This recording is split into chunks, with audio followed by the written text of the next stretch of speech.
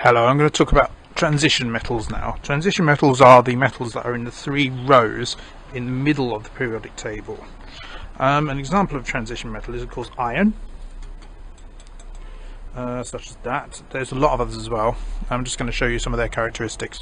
There's another one, probably steel, which is an iron alloy.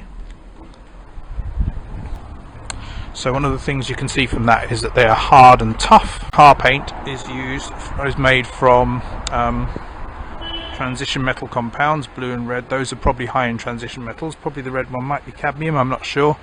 And the blue one, I'm not sure about that either. But anyway, they are transition metal compounds because transition metal compounds tend to be brightly coloured, unlike other compounds such as salt, which is an alkali metal compound, or caustic soda, which is again an alkali metal compound, which are colourless. Another characteristic of transition metals is that they tend to be dense, and for this reason they are used to make, for example, weights. There's a weight made of brass, which is an alloy of copper and zinc. I'll show you the weight of that. Weight is 221 grams. Now, to apply Archimedes' principle to this weight, we'll measure the volume that way. There it is. Take the weight with its 221 grams and measure its volume. Thus, it's gone up by something like maybe 30 mil, hard to say really. So it's probably got a volume of about 30 cubic centimeters, milliliters, and yet it weighs 221 grams.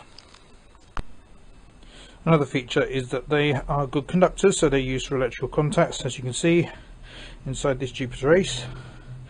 Those tracks on the edge connector are transition metals as well, probably not gold, maybe copper.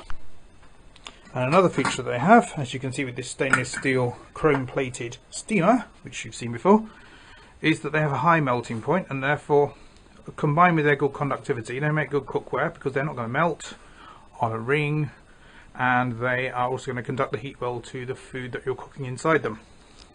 And the other feature of transition metals is malleability. Now this is a steel can. It has tin, which is a poor metal on the outside and plating, but it is a steel can, therefore mainly made of iron, possibly manganese and also carbon, and it's malleable as in you can bend it. There you go.